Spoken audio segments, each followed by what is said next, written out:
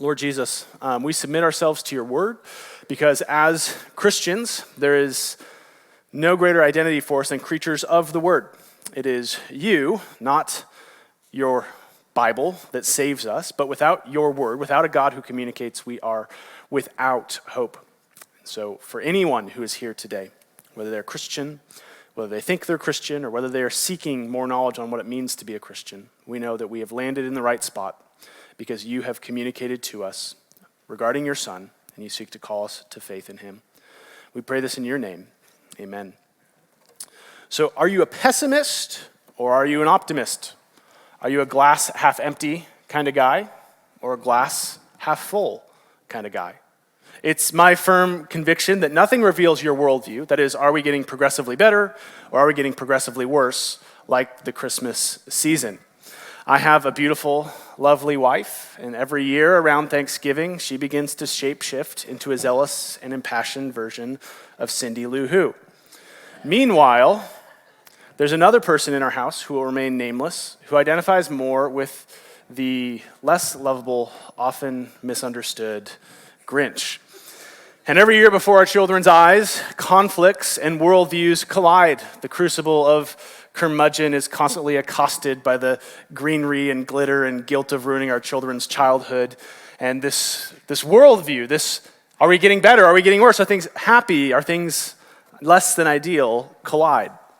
And have you ever wondered why a battle exists?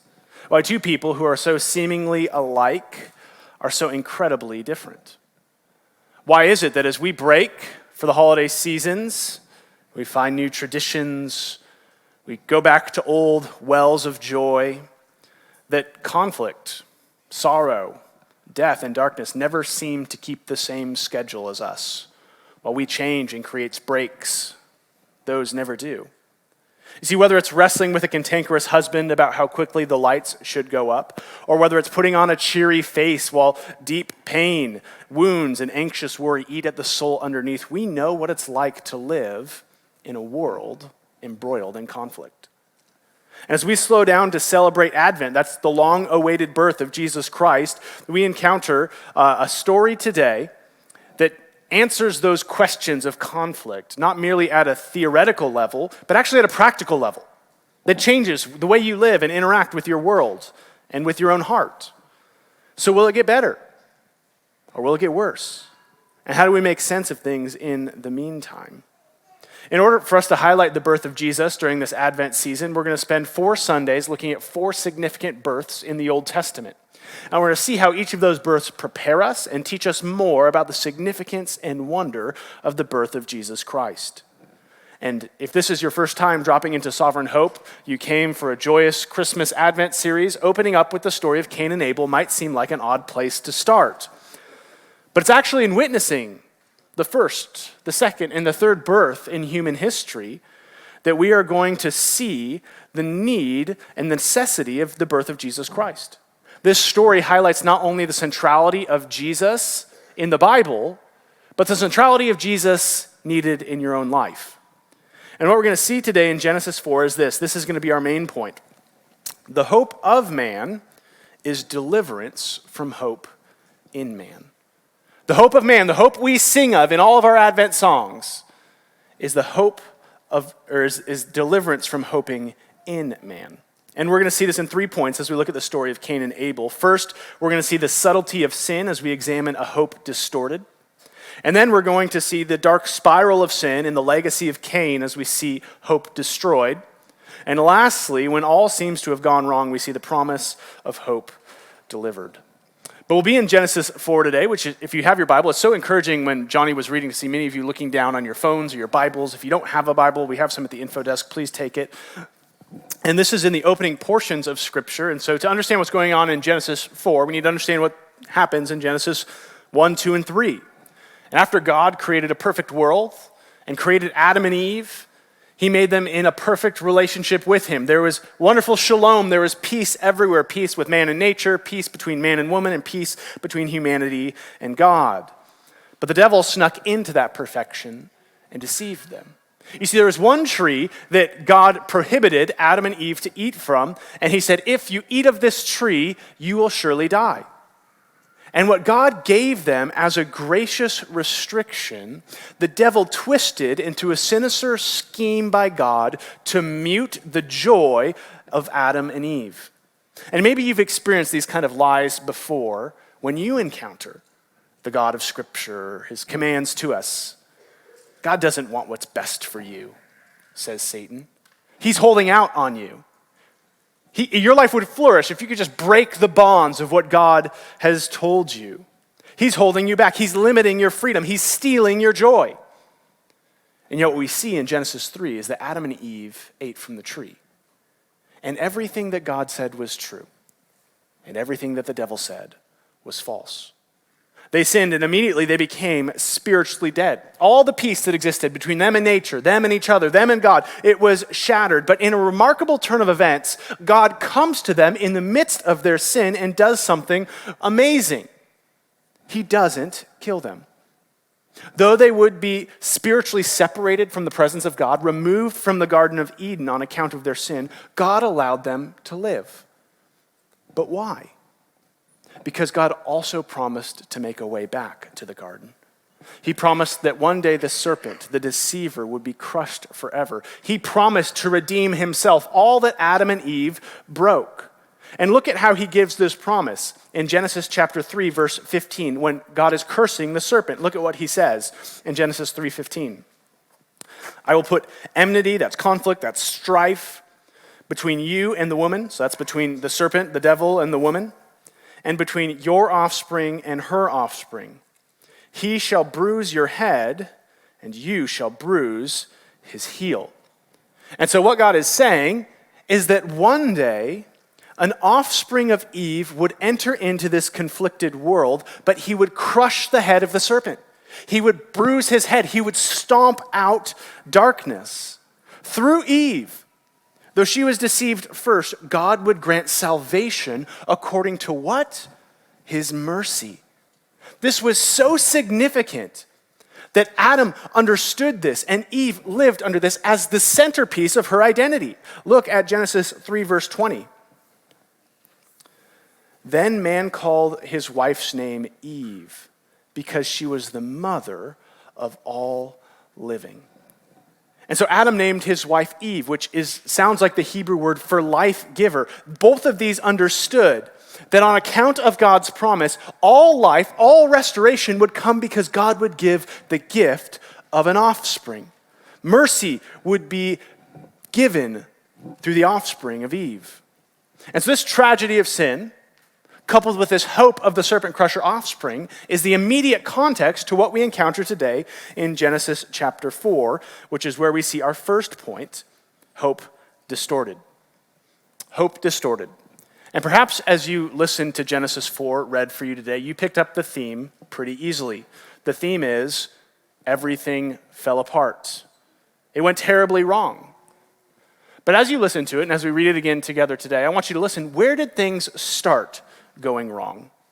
What was the first sign that things were not getting better, but that things were actually getting worse?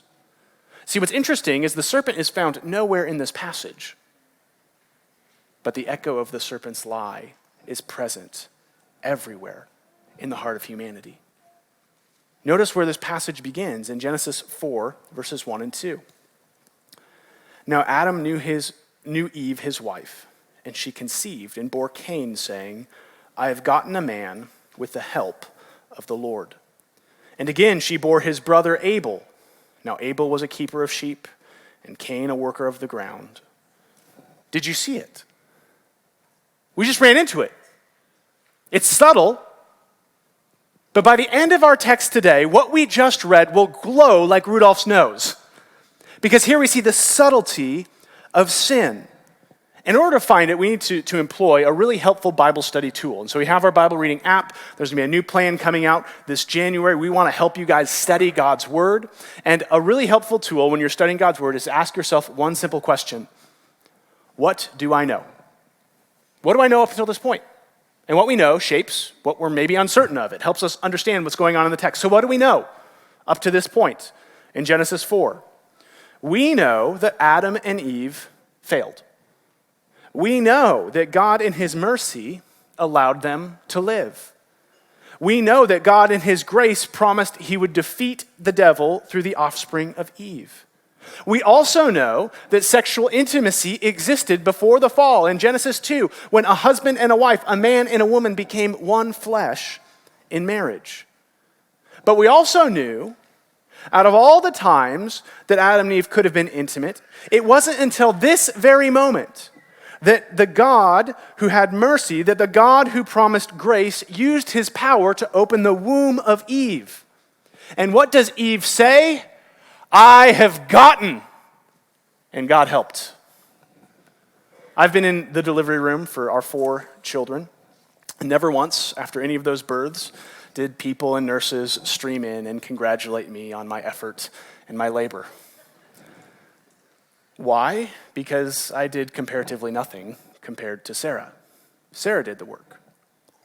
But after what we just read in Genesis chapter 3, don't we know who did the work? It was the mercy of God, the grace of God, and the power of God that would reach through the darkness, reach through the death, and produce a savior from Eve, which means Eve's comment here is just as tone deaf as I would be as nurses come in and start giving me ice chips and tying balloons on my wrist after my children are born. You see, after the devil planted the lie of our name being as great as God's name, the subtle virus of sin continued to stain the hearts of Adam and Eve. Eve entered into a neat partnership with God, right? I have gotten, the Lord has helped. But there was a total lack of prioritization of God. Sure, he was involved, but Eve did the real work. This comes to the surface all the more when we consider, if you have footnotes in your Bible, that the name Cain sounds like the Hebrew word gotten or possessed. His name, every time she looks at Cain and thinks about his name, she is reminding herself what I have gotten, what I have possessed, what I have done. And this is advanced when we see the birth of the second child, Abel. When Abel's born, he's almost, even to us, just as we read it in English, an afterthought. But if you notice it, he's not actually called the child of Eve. He's just Abel's brother. It's as if Eve doesn't even care. And what is lost on us, on English readers, is the word Abel is the exact same word in Hebrew as the word vanity, vapor, fleeting. Abel was nothing. Why? Eve did it. She did the thing. She righted her own ship. She took control of her destiny. I have gotten, and the Lord has helped. Nothing else matters. I did what I needed to do. So let this be a warning to all of us. Sin does not need the heart of an atheist to grow. Sin does not need you to condemn your faith in God merely to compromise. And that's what Eve does here. She knows she should speak of God, seek God, go to church, commune with God, but it's mostly the Eve show. I've gotten, God has helped. You see, the lie that Satan gave, that you will be like God, continues to get legs in Adam and Eve's heart. And it has legs in your life today as well. But we see where this leads. As Eve's pride and joy, Cain, the one whom she has gotten, shows the dangerous trajectory of this compromise. Read with me Genesis 4, verses 3 through 7. In the course of time, Cain brought to the Lord an offering of the fruit of the ground, and Abel also brought of the firstborn of his flock and of their fat portions. And the Lord had regard for Abel and his offering, but for Cain and his offering he had no regard. So Cain was very angry, and his face fell. The Lord said to Cain, "Why are you angry? Why has your face fallen? If you do well, will you not be accepted? And if you do not do well, sin is crouching at your door. Its desire is for you, but you must rule over it." So it's important for us to note at this point, we'll talk more about this when we begin our Bible survey series beginning in January, that we're on page 4 of my Bible. There's no system of sacrifices in place here. That'll develop as the story of Scripture goes on. And so what we have here is an example of the same desire that's actually at play in each and every one of your hearts. Did you know that? That actually in seeing this text, you're seeing a glimpse into your own heart. What motivated this sacrifice was a simple awareness that God is worthy of the whole of our lives. That we ought to give to something that is glorious. The awe we have when we're inspired by something bigger than ourselves, the desire to be part of something large, to be in amazement of a movie that enraptures us, to be smitten by the love of our life, are all traces of the image of God. We were made to give ourselves to something bigger. And both Cain and Abel, out of that desire, set out to sacrifice to God. Pay attention. We're all here in church. There's all sorts of assumptions we carry when we do this. But Cain was not a non-believer. He didn't go and sacrifice to an idol, and Abe went and sacrificed to God. They both sacrificed to the same God. But here we see another difference. Just like his mother, Cain entered into another partnership with a failure to prioritize. Cain offered some, yet what we see is Abel offered more. He offered the first fruit of his flock and of their fat portions. Cain gave out of a motivation to include God in his life, but not because God was the motivation of his life. Do you see the subtle distinction there? Cain gave out of a motivation to include God in his life. He's God. We should probably include him. But he didn't give because God was the motivation of his life. Is that you? Because here we actually see how this is brought to light in our own hearts. It's actually the sincerity of another, that is Abel's sincerity, that convicts Abel. See, Abel didn't look at convicts Cain. Cain didn't look at Abel's sacrifice and say, he gave as I have given. He looked and noticed that Abel gave out of a position of sincere worship and realized that he himself had held back. Abel was a threat to Cain's disingenuous offering, and what did he become? Very angry. Anger can be caused by many, many things. But if anger is in our hearts at all, it is often the first warning sign that something is wrong with your relationship, not with others, but with God. Even though he looked the part, he would have walked back when Johnny said and put his thing in the offering box. His heart was far from God. And if that's you, look at the character of God in this text. God comes to Cain, and he counsels him. He says, if you're upset, if you're angry, if your face has fallen, do what's good. That's the joy. Make it right. Offer a right sacrifice. Submit the whole of your life to me, and you will find joy. And what God is showing here is there is a competing desire of hopes. Sin desires you. It offers a false hope that if you can withhold from God and merely partner with him, if you can maintain the security of your own bounty, the majority of your own heart, that you can get everything you've ever wanted by being co-equal with him, of saying, I have gotten, and God has helped. And God says to that desire, you must what? Master it. You must not believe that lie. And instead, what should you do? Do well. Do what is righteous. Look at how the New Testament writers speak of this as we understand more of Cain's heart. In 1 John 3, verse 12. We should not be like Cain, who is of the evil one and murdered his brother. And why did he murder him? Because his own deeds were evil and his brother's righteous. Cain knew at that moment he had two hopes. One, be mastered by a prioritization of God and joyfully offer the best of your life to him, and in so doing, find pleasure. Or two, be mastered by sin and hope to preserve what's best for yourself. That's what's presented to Cain. That's God's wise counsel to you today. But we read what happens in verses 3 through 16. I'm actually going to pick up in verse 8. So we'll look at 8 through 16. Cain spoke to Abel his brother, and actually it's unclear in the Hebrew. It sounds like he's inviting him here to the field. And when they were in the field, Cain rose up against his brother Abel and killed him. Then the Lord said to Cain, "Where is Abel your brother?" He said, "I do not know. Am I my brother's keeper?" And the Lord said, "What have you done? The voice of your brother's blood is crying to me from the ground, and now you are cursed from the ground, which has opened its mouth to receive your brother's blood from your hand.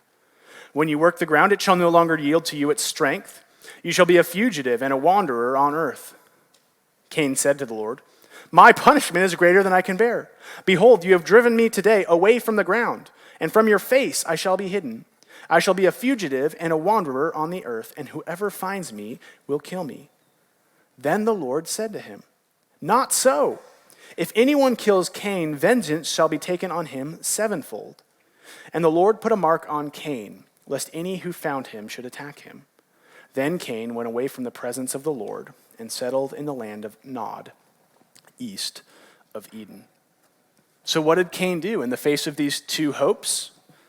Instead of humbling himself and submitting his name under the worship of God, Cain thinks he could solve the problem by killing Abel. Why? Because if our worldview is this, we're all competing for God's pleasure.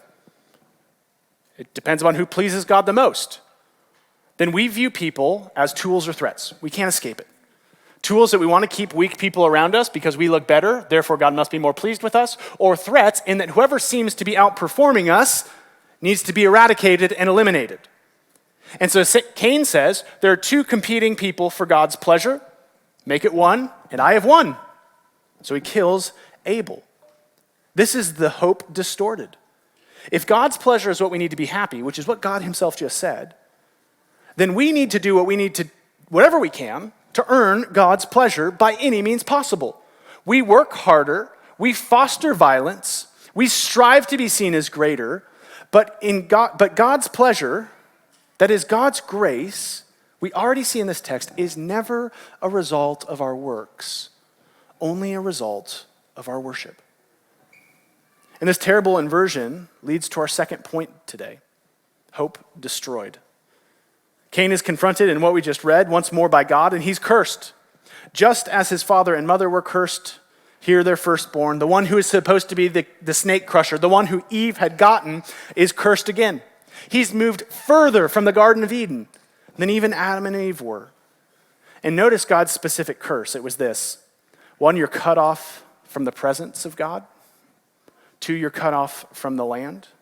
And what does God say? He says, you will be a wanderer, a nomad, and a fugitive, finding no home.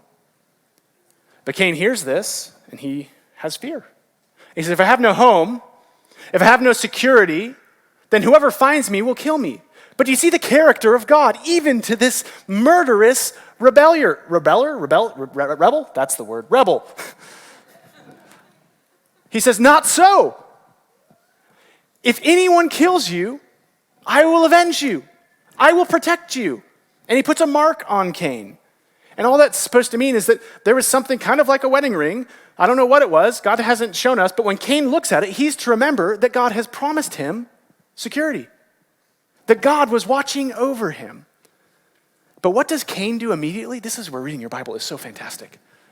God says what? Be a wanderer, and I will protect you. But what does Cain do immediately? Settles in the land of Nod. He doesn't wander like God told him to. He settles. And in this wonderful twist of irony, he settles in the land of Nod, which literally means the land of wandering. And what does he do there? He begins a family and builds a city. Look at verse 17. Cain knew his wife, and she conceived and bore Enoch. When he had built a city, he called the name of the city after the name of his son, Enoch. He built a city. Why? Because it's easier to trust in the security of the city you can see than in the God you can't. And more than that, do you notice the repetition of the word name? He called the name of the city after the name of his son, Enoch. What do we know? Despite God's grace to not destroy Adam and Eve, despite God's grace to grant Eve a child, despite God's grace to help Cain before he murdered Abel, despite God's grace to not kill Cain immediately, despite God's grace to protect sinful Cain, Cain rebels against God all the more and builds a city in the legacy of whose name? His name. The lie of the serpent grows into human history, and Cain's hope is in the legacy of Cain. Apart from God's gracious revelation into our lives, this is where all of us start. This is ground zero for you. That we are our own hope, that our legacy is our own safety. This is what causes us as infants to desire what our siblings have. It's what makes us today covet the houses or careers of our neighbor. It's what drives us to pornography and greed. We want to take what is ours because the bigger we are, the more secure we are, the more comfortable we are, the more insulated we are, the more real our hope is in what we have gotten. But this passage highlights the danger of such a hope. It paints a pessimistic picture of human history because it appears that despite God's promise to send redemption through the offspring of Eve, that everything has gone wrong. That the offspring has been spoiled and the other one slaughtered, and hope is lost. 2 sons, one righteous, one realized the folly of their parents and prioritized God's name above everything. And what did he get for it? Murdered. The older brother, the one who Eve had gotten, the supposed crusher of the serpent's head, was mastered by the serpent he was supposed to crush. Just as his parents rejected God's counsel, so too did Cain. Just as Eve was warned of a desire in her own heart that was contrary to her husband, Cain was ruled by sin whose desire was contrary to him. Just as Adam was cursed from the ground up, so too is Cain cursed from the ground up. What are we as readers of this history supposed to experience in our gut? It's happening again. The same thing, the same mistake, the same curse. And the latter part of this passage focuses on Cain's family tree, specifically his great-grandson, Lamech. And notice how the trickle of sin turns into a river of darkness. Genesis 4:19 through 24. And Lamech took 2 wives. The name of one was Adah, and the name of the other was Zillah. Adah bore Jabal, and he was the father of those who dwell in tents and have livestock. His brother's name was Jubal, and he was the father of those who play the lyre and the pipe.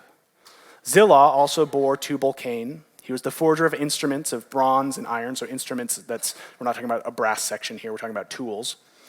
The sister of Tubal-Cain was Naamah. Lamech said to his wives, Adah and Zillah, hear my voice, you wives of Lamech. Listen to what I say. I have killed a man for wounding me, a young man for striking me. If Cain's revenge is 7-fold, then Lamech's is 77-fold. And so what do we see here? Lamech makes Cain look like a choir boy. He already breaks God's commands for marriage, 1 man and 1 woman, and what does Lamech do? He takes 2. And in a drastic show of arrogance, he begins, I want you, husband, to go home to hopefully your 1 wife, if you are here, and just start a song and say, listen here, wife of Tyler, and just see how that goes right there, just in the opening words. Things have gone horribly wrong. It gets worse for Lamech.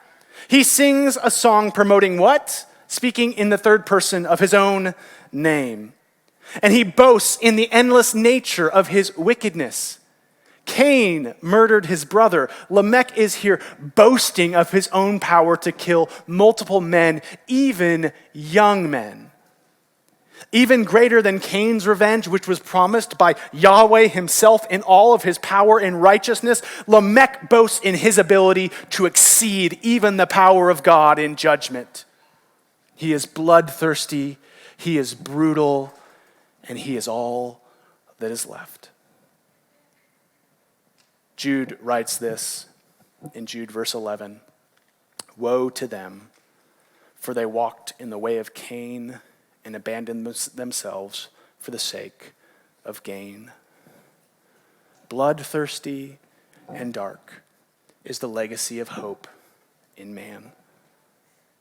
Brutal is the wound of sin. do you see your gain in this text? Do you see the empty promise of living life for the fame of your own name? Do you see the effect of the effort of all that you might accomplish for yourself to have gotten hope by the power of your own work and your own word? Do we need to wonder why darkness exists in our world? You see, our world, this Genesis 4, in the heart of Cain, when God reveals it to him, is the first time the word sin is mentioned in Scripture. How does our world speak of sin today? We often talk of it as a sacred pleasure. Fried chicken sandwiches, so good, it's sinful. Sin City, the place for the adult who wants it all. But sin's slope, unlike its promise, is destructive, bloodthirsty, and damning. I don't know where you are today. I don't know what you believe about this doctrine of sin, what theologians call depravity. But I know this, regardless of what you think about God, and regardless of what you think about sin, you share the experience of this text, don't you? You know the limits of hope in man. If you're a student of history, you know the devastation at a global level of World War II. World War I was dubbed the war to end all wars. Humanity had never seen it. And on the opposite side of it, what happened? Medicine, technologies, and economies flourished at a global level. Jubal played his pipe. Jabal cooked delicious foods. Tubal-Cain used his tools to make our walls bigger and our houses safer. We had done it. We had come together. Man had rid the world of our problems. But then World War II happened. All the technological advances we turned to for deliverance were weaponized, politicized, and turned against us, ushering in the bloodiest war in human history. Today in Iran, social media is being used to overturn evil governments for good. And yet in our own homes, it enslaves teenagers to peer pressure and cyberbullying and puts pornography in the distant dark corners of our homes. Our cities are more connected than ever to a global economy, but our doors are getting smaller and our locks are getting stronger. If the hope of humanity is in the name of Cain, we are destined for the song of Lamech. Is this the best there is? Is this our greatest hope? Certainly there has to be something more. We know the pain better than we know the peace. We know anxiety better than we know affection, and jealousy more than we know jubilation. But friends, there is another way, because there is another name. Consider this morning our final point: hope delivered. Read with me Genesis 4:25 through 26. And Adam knew his wife again, and she bore a son and called his name Seth. For she said, God has appointed for me another offspring instead of Abel, for Cain killed him. To Seth also a son was born, and he called his name Enosh. And at that time, people began to call upon the name of the Lord. Is it obvious to you now? Do you see it? Out of all of the tragedy that plagued Adam and Eve, it's here in this moment that she gets it. You see, the world might tell you that whatever's happened in your past exists only to condemn you. And that's because sin is condemning. Mistakes are real. The punishment of your sin is death. But the revelation of God allows you to look at your history, which once condemned you, and by the power of God's grace, it corrects you. I hope that God might give you the vision of Eve here in this text. Do you see it? Do you see how Eve moved from Cain, meaning I had gotten, to her third born, Seth, which means God has appointed? Where Eve only called Cain, if you look back, God has given me a man. She returns back to the promise of Genesis 3:15, where it's not simply mere hope in a man, but it is hope in what? In an offspring, another offspring. You see, it's not the might of man which can save us, but instead offspring according to the promise of God. Even when it seemed all is lost, when humanity blew it again for the second, third, and 40th time, God kept his word. And after the birth of Seth and his son Enosh, something profound happened. No more was the hope in a man born by Eve. No more was the security in a city in the name of Enosh. No more were the songs set to the brutality of Lamech, but instead people began to call on the name of the Lord. Do you know what it means to call on the name of the Lord? We are all here today. We have all done it. If we've opened our mouth to sing, if we've said an amen in unity with those who have been praying. But to call on the name of the Lord is not to say a word. It is a posture of our hearts which shows a universe of difference. That there is something fundamentally different in those who call on the name of the Lord than those who call on the name of man. Another legacy was made possible, a legacy of real change, hope. Hope not in the promise of sin, but hope in what? In the promise of God. And this legacy meets us this Advent season as we look at how Luke describes the birth of Jesus in Luke chapter 3. In his genealogy, he opens with this in Luke 3:23.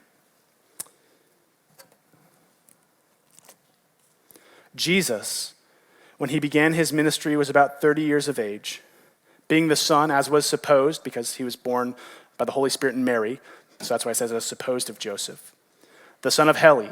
And then we proceed for a number of verses following these sons, following the lineage of Jesus, and where does it end? The son of Enos, the son of Seth, the son of Adam, the son of God.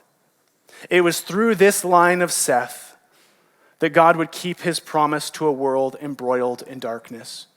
Though Abel's blood and his righteousness was poured out by bloodthirsty hands of his brother, it would be the great-great-grandson of Seth who would give up his life to make many Cains righteous. We are not Abel. We are Cain.